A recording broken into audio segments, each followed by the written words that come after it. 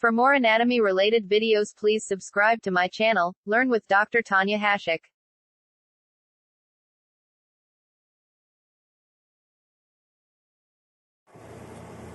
Hello everyone, in this video we will discuss about paranasal sinuses. So paranasal sinuses, they are air-filled spaces which are present around the nasal cavity. They are air-filled spaces within the bone which are present around the nasal cavity. So these are the paranasal sinuses. So this is the frontal sinus, these are the ethmoid sinuses, these are the maxillary sinus, and this is the sphenoid sinus. So they are of four types. They are either rudimentary or they are not even present during birth. That is, they are not well developed during birth or they are not even present during birth. So they undergo development, that is, they become bigger as you age. By the age of 6 to 7 years, it undergo development and become larger. So these are the four kinds of sinuses, and their function it is to reduce the weight of the skull, and it also adds resonance to the voice. So the infection of these sinuses are called as the sinusitis, and when the sinus is infected, it results in the change of voice. In this figure you can see only the three sinuses, that is the frontal sinus, these are the ethmoid sinuses, these are the maxillary sinuses, and in this figure you can see the sphenoid sinus also.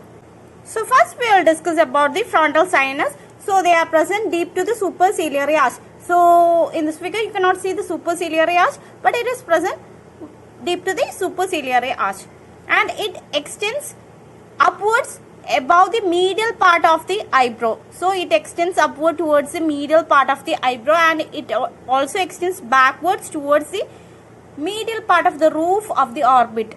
So here is the orbit, and it extends backwards towards the medial part of the roof of the orbit. And the two sinuses, it may not be of equal sizes, and it is rudimentary or it may not be present during birth.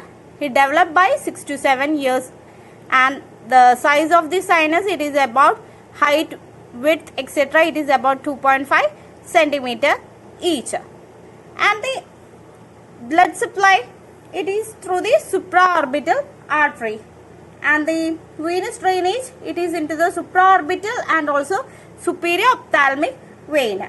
Next is the lymphatic drainage, it is to the submandibular lymph nodes. Keep in mind that most of the sinuses, it drains to the submandibular lymph nodes. Next is the nerve supply, it is supraorbital nerve. So the nerve supply, it is the supraorbital nerve. So that is about the frontal sinus. So now we will discuss about the maxillary sinus. So these are the maxillary sinuses.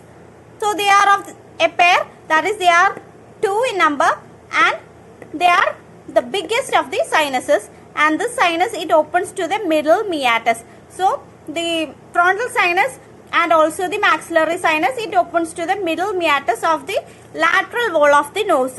When we discussed about the lateral wall of the nose, we have already discussed what middle meatus is. So these two sinuses, that is the frontal and the maxillary sinus, it opens to the middle meatus of the lateral wall of the nose. And these two sinuses, that is the maxillary sinuses, they are pyramidal in shape with the base directed toward the lateral wall of the nose. So this is the base, it is directed to the lateral wall of the nose, and the apex, it is directed towards the zygomatic process of the maxilla. In an isolated maxilla, that is, in a separate maxilla, the sinus, it appears to be larger, but in a skull, when you take a whole skull, the maxillary sinus, it appears to be smaller because it is overlapped by several structures. So now we will discuss about the measurements of this sinus. So the height, it is about 3.5 centimeter, width is about 2.5 centimeter, and the depth from anterior to posterior, it is about 3.5 centimeter. And the roof of the maxillary sinus, it is formed by the floor of the orbit. So this is the orbit. So roof, it is formed by the floor of the orbit, and the floor of the sinus, it is formed by the alveolar process of the maxilla. So the floor of the sinus is formed by the alveolar process of the maxilla. So now we will discuss about the blood supply, nerve supply, etc. So first, blood supply, it is through the facial, infraorbital and also the palatine arteries. Blood supply, it is through the facial, infraorbital and also palatine arteries. And the venous drainage, it is into the facial vein and also the pterygoid plexus of veins. Next is the lymphatic drainage, it is to the submandibular lymph node. It is same in case of the frontal sinus also. Next is the nerve supply. Posterior superior alveolar nerves from the maxillary and anterior and middle superior alveolar nerves from infraorbital supplies the maxillary sinus. That is the posterior superior alveolar nerve from the maxillary nerve and also the anterior and the middle superior alveolar nerve from the infraorbital nerve supplies the maxillary sinus. So now we will discuss about the sphenoid sinus. So this is the sphenoid sinus. It is present within the body of the sphenoid. The sphenoid sinus, they are two in number, and the two sinus, they are separated by means of a septum, and superiorly it is related to the optic chiasma and also the hypophysis cerebri, that is the pituitary gland. Superiorly it is related to the optic chiasma and also the hypophysis cerebri, and on lateral side it is related to the internal carotid artery and also the cavernous sinus. Cavernous sinus, it is a venous channel. So the sphenoid sinus, it drains into the sphenoethmoidal recess of the corresponding half of the nasal cavity. So it drains to the sphenoethmoidal recess of the nasal cavity. And each sinus, it is of different sizes, and the arterial supply, it is through the posterior ethmoidal and also through the internal carotid artery. So arterial supply, it is through the posterior ethmoidal and also through the internal carotid artery. Venous drainage into the pterygoid venous plexus and also the cavernous sinus. Venous drainage to the pterygoid venous plexus and also the cavernous sinus. And next is the lymphatic drainage to the retropharyngeal nodes. So keep it in mind that sphenoid sinus, it drains to the retropharyngeal nodes. So we have already discussed that the frontal and maxillary, it drains to the submandibular lymph nodes, but in case of sphenoid sinus, it drains into the retropharyngeal nodes. Next is the nerve supply.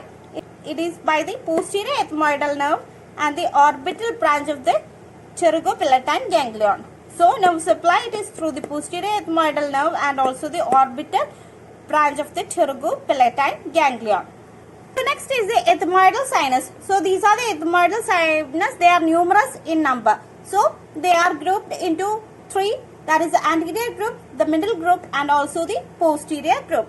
So we will discuss each of it. So first we will discuss about the anterior group. So the anterior ethmoidal sinus, they are 1 to 11 air cells, and they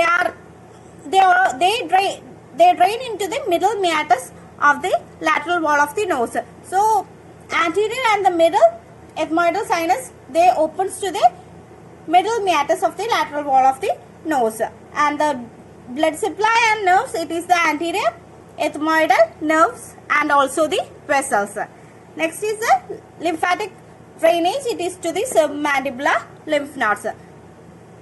Next is the middle ethmoidal sinus, and it is 1 to 7 air cells. It also opens to the middle meatus of the nose, and it is also supplied by the anterior ethmoidal nerves and also the vessels, and it also drains to the submandibular lymph nodes. Next is the posterior ethmoidal sinuses. So the posterior ethmoidal sinus, it consists of 1 to 7 air cells, and it opens to the superior meatus of the nose. Anterior and the middle ethmoidal sinus, it opens to the middle meatus of the nose, whereas the posterior ethmoidal sinus, it opens to the superior meatus of the nose. So it is supplied by the posterior ethmoidal nerve and also it is supplied by the posterior ethmoidal vessels. Next is the Lymphatic drainage, it is into the retropharyngeal lymph nodes. So it is draining into the retropharyngeal lymph nodes.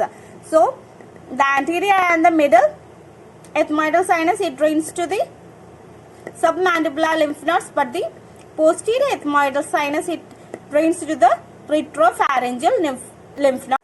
So today we discussed about the sinuses. So there are 4 types. That is the frontal sinus, the ethmoid sinus, the maxillary, and also the sphenoid sinus. So they are air-filled spaces which is present within the bone around the nasal cavity. So we discussed each of it separately. So this is the end of today's video.